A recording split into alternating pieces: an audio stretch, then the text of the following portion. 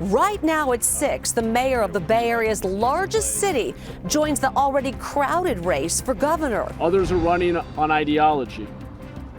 I'm running for outcomes. Why San Jose's Matt Mahan says he's the right choice to take the reins in Sacramento. Plus, Democrats digging in their heels as Congress debates funding federal immigration surges. Not a dime more to DHS, not a dime more to ICE. What we're learning about the last-minute deal with a government shutdown looming.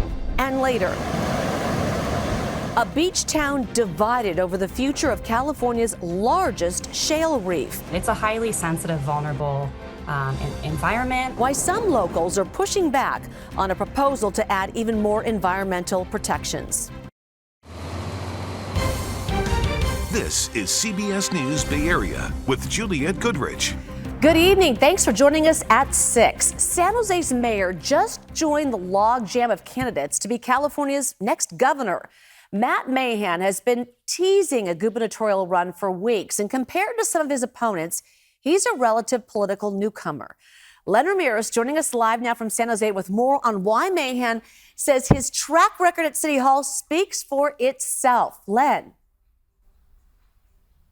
That's exactly right. Mayor Matt Mahan has a track record here, and he's going to tout that as his campaign kicks off. You know, he has a habit of going against political convention. He ran for mayor and won against a very popular candidate after only 2 years on the city council. Now he's going into this governor's race. It's a crowded field, and he's facing a lot of people with a lot more name recognition, particularly in Southern California, where most of the votes are, and whose war chests are a lot deeper than his.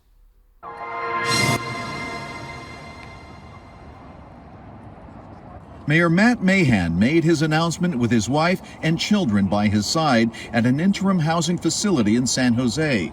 Though his interest in the governor's office was widely known, Mahan said the timing was driven by his wife, Sylvia. I came home from a long day, and my wife, Sylvia, said something I almost couldn't believe. She looked at me and she said, "I think our state needs you." Mahan is pitching a back-to-basics campaign rooted in his record as mayor. Elected in 2024, he says tackling homelessness, housing, and public safety at the local level has prepared him for the state's top job. He points to a 1/3 reduction in unsheltered homelessness in San Jose and a recent designation for the city as the safest big city in America. But some supporters say the move comes too soon, arguing there's still unfinished business in the city. I see this as continuing the mission we set out on. I promised San Joseans that I would fight to end unsheltered homelessness, to reduce crime, to expand opportunity by ensuring that we attract and retain good, high-paying jobs, but also lower the cost of living by building housing.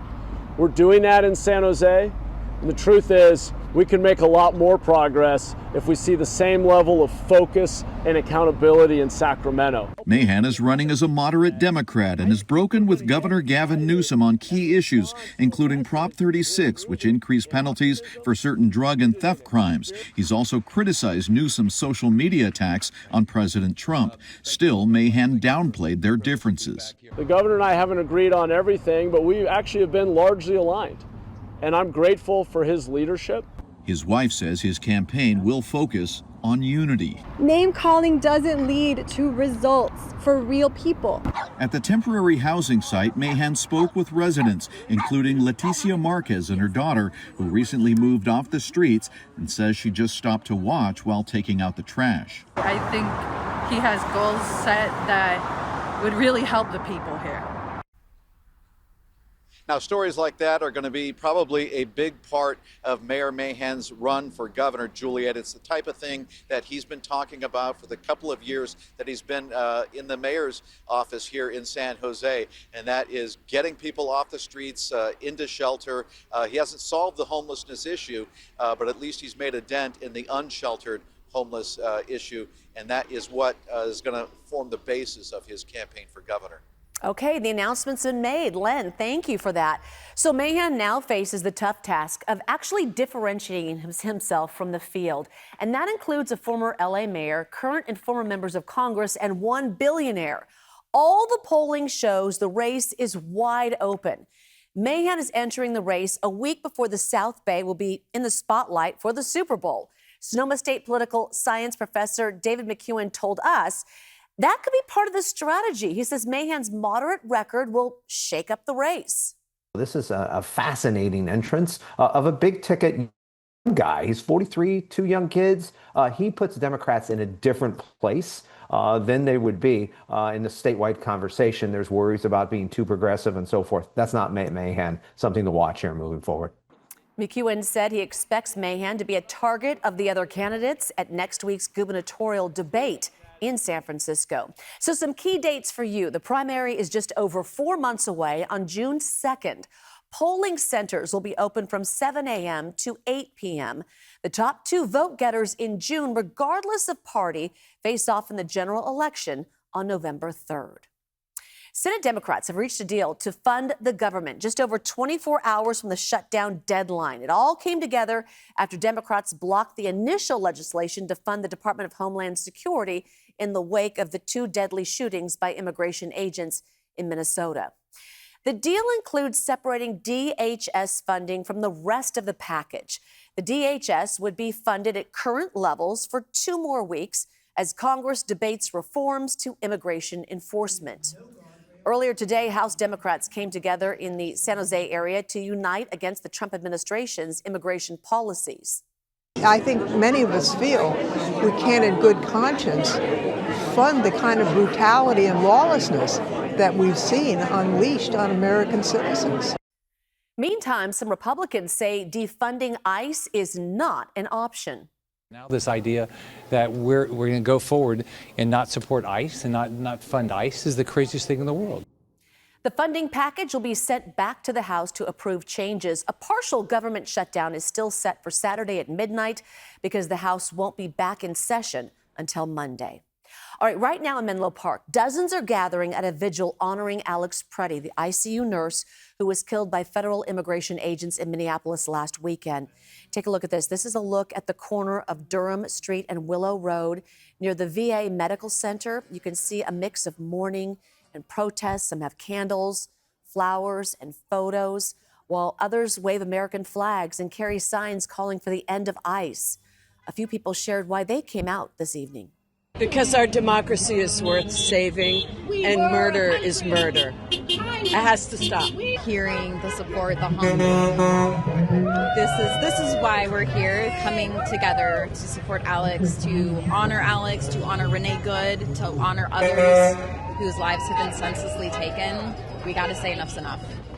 Many of those gathered are healthcare workers who say they're standing in solidarity with Preddy.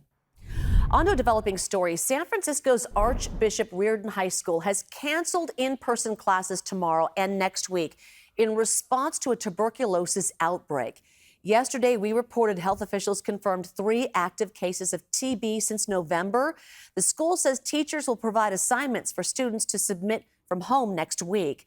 And from February 9th to the 20th, the school will implement a hybrid learning option. Only students tested for TB will be allowed to return to campus. 2 men have been charged in a deadly triple shooting at a neighborhood market in East Oakland at the start of this year.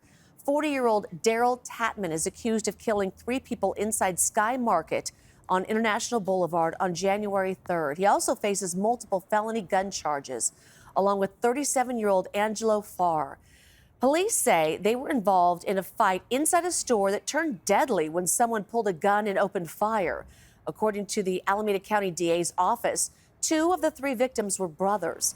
Farr was scheduled to be arraigned today. Tatman is due in court tomorrow. A North Bay environmental group is pushing for more restrictions at one of the largest shale reefs in North America. So we're talking about Duxbury Reef. It's off the coast of Salinas in West Marin County. As part of its proposal to the state, all fishing would be banned. Some community members argue expanding the reef's protections would harm the local economy and much more. Kenny Choi has more on this brewing battle.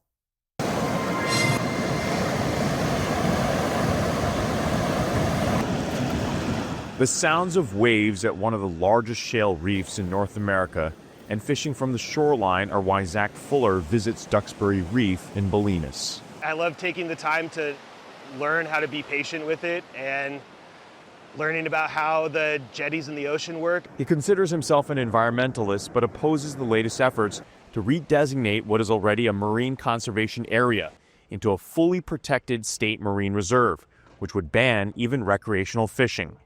Getting a fish, bringing it back home has a reward pathway built into it and an appreciation for the health of the reef. Protecting intertidal species, including octopus, is one of the reasons driving the Environmental Action Committee of West Marin. Ashley Eagle-Gibbs is executive director. The proposal would ban all fishing at the reef and within 1,000 feet of the low tide line on an 8-mile stretch of beach. Our volunteers have seen invertebrates chiseled, off the reef, and it's a highly sensitive, vulnerable environment, also pretty remote location, so limited enforcement. EAC says expanding the protected territory would not limit public access to the reef, but would reduce confusion about what people can and cannot take. When the petition was submitted, it had community support, wide stakeholder support from national parks, sanctuaries, professors, scientists, NGOs, local community members. The beach town is split on the issue. Some residents are working with EAC, while others are vehemently against it, making recent public meetings extremely contentious. Other locals like Patrick Sullivan, who runs Coast Cafe, which offers locally caught fish on its menu, says it's not just recreation and commercial fishermen who would be impacted by the ban. It's a huge part of the story we get to share with our customers about where their food comes from and knowing that it sustains this local economy. For Fuller, allowing anglers to teach others how to fish responsibly only strengthens desires within the community to protect the coastal environment. I just think that they should have a broader perspective about what this is going to mean for 20, 30 years into the future. I mean, if nobody's ever allowed to fish here, that's a bummer. The tides are shifting, but in which direction in this case is uncertain. Marin County Supervisor Dennis Rodoni recently sent a letter to state officials withdrawing his initial support of the proposed change, asking the Fish and Game Commission to set aside the petition. Now, part of that letter reads, quote, "I request that commissioners instead focus on creating an opportunity for meaningful community engagement and feedback outside of a regulatory rulemaking context to help develop a collective vision that reflects the local cultural, ecological, and recreational importance of Duxbury Reef." All right, still ahead, right here at 6, Amazon in talks to make a major investment in OpenAI. Plus, Black History Month gets underway this weekend, and we'll take you live to our kickoff celebration happening in San Francisco. Temperatures today felt more like February than January, specifically more like late February as opposed to January 29th. Anywhere from 4 to 9 degrees above average, well into the 60s for most of the Bay Area. More of this to come. We'll take a look at that and try to hunt for some rain chances into the new month coming up in First Alert Weather. Amazon is looking to back OpenAI with a massive investment. First reported by the Wall Street Journal, the e-commerce giant is in talks to commit up to $50 billion. The Journal says OpenAI has been seeking around $100 billion in new funding. A deal of this size could make Amazon one of the largest investors in this round. The ChatGPT maker is also reportedly exploring funding from other sources, including SoftBank and Middle Eastern sovereign wealth funds. It comes as OpenAI weighs on IPO. And this round could push its valuation to nearly $830 billion. All right, on to Waymo. It's begun offering rides to and from SFO for now. The service will be for a select number of customers. The drop-off and pickup location is at the SFO Rental Car Center, so flyers can then take an air train to their terminal. The Mollie Stone's in San Mateo is the latest high-end grocery store to announce it's closing in the Bay Area. The chain says the closure is a result of changing market dynamics. It's not clear when the store's last day will be. The company says employees will be moved to one of their 8 other locations, including the Burlingame store about 5 miles away.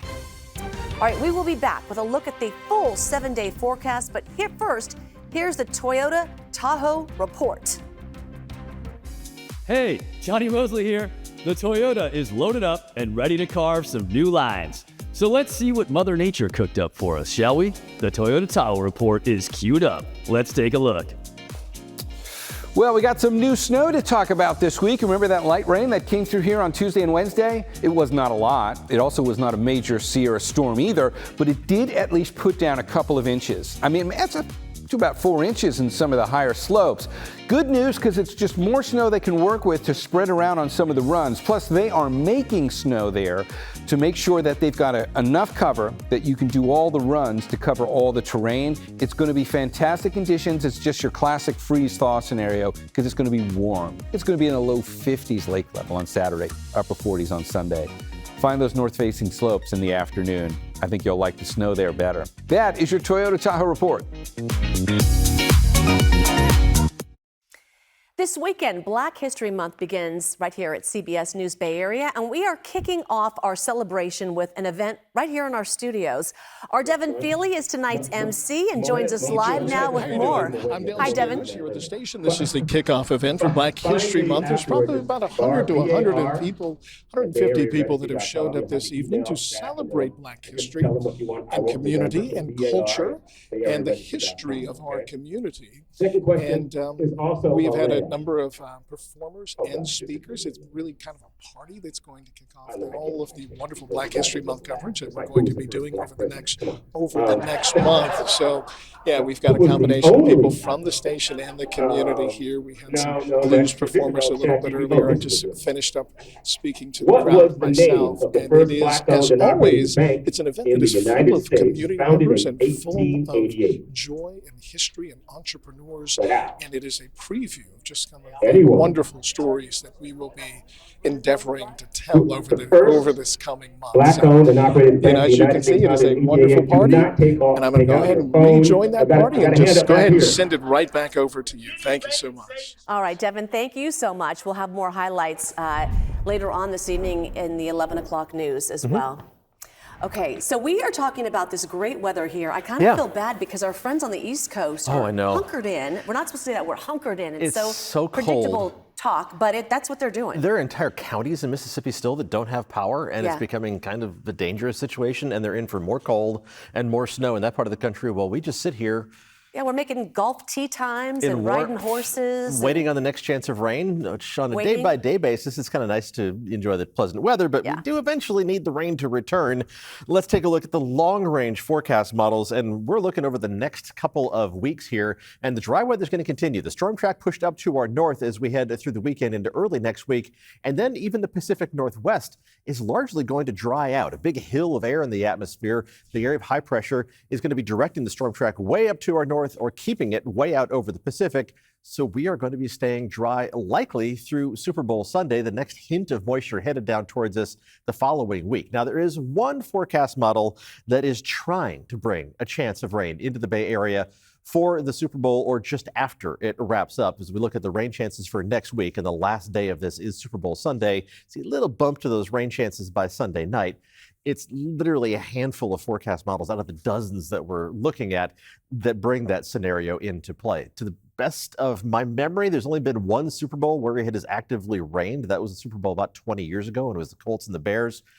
We'll see if that happens. Odds are that it's not, and we're going to be staying dry as we head through Super Bowl Sunday, but hey, it gives us something to look at. Right now, we're looking at air quality, which was, hey, here's a nice change. Good across all parts of the Bay Area today. Don't get too used to it. With that dry pattern sticking around for a while, our air quality is going to start to deteriorate a little bit. Tomorrow shouldn't be too bad, kind of a mix of green and yellow dots as we do get some moderate readings, returning especially to inland parts of the Bay Area by tomorrow afternoon, especially. Looking outside right now from Salesforce Tower, the last of today's daylight has faded from the horizon. Sun went down almost an hour ago, slightly less. Temperature still 61 degrees in San Francisco, though, in the mid to upper 50s across the rest of the Bay Area, so still pleasantly mild. And we're going to stay fairly mild as we head through the rest of tonight. Temperatures are going to bounce back tomorrow. Our adoptable dog of the day is Spencer, who is available from the East County Animal Shelter in Dublin.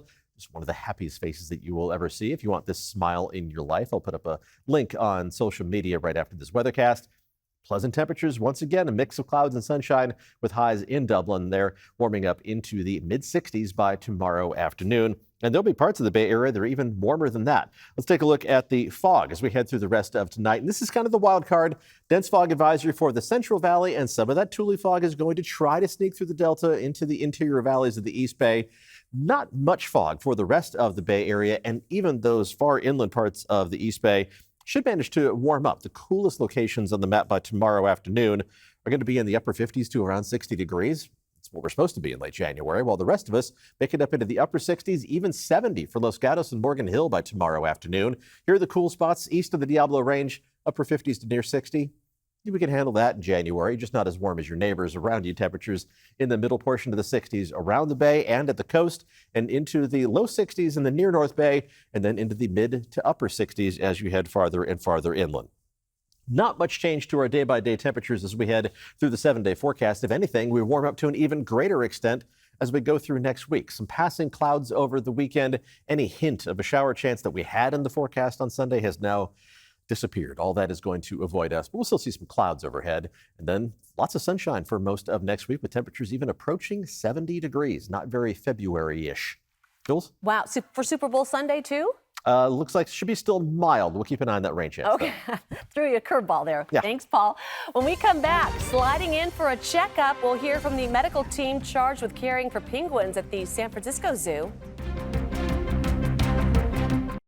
Oh boy, a full house of feathers at the San Francisco Zoo today. It was the annual Penguin Roundup, where the zoo's veterinarian bird staff give all 53 penguins their yearly checkup. So we got a behind-the-scenes look at the care it takes to keep them healthy. Wings, eyes, and mouths are examined, and each one gets a West Nile vaccine. Thank you very much. There's even some penguin pampering. Overgrown toenails and beaks get a careful trim. That's a mani-pedi. One vet told us there's also a big issue they keep an eye out for. We have an open air exhibit, so historically we've had an issue with guests accidentally putting coins in there, which can be toxic to our penguins. We would love it if you would donate your coins to conservation as opposed to our penguins' tummies. Yes, please. The zoo says it's working on a penguin-safe metal detector to quickly identify when a bird may have swallowed a coin. All right, CBS EV News is next on KPIX. I'll see you at 7 o'clock with more news. Look at that shot there. Gorgeous.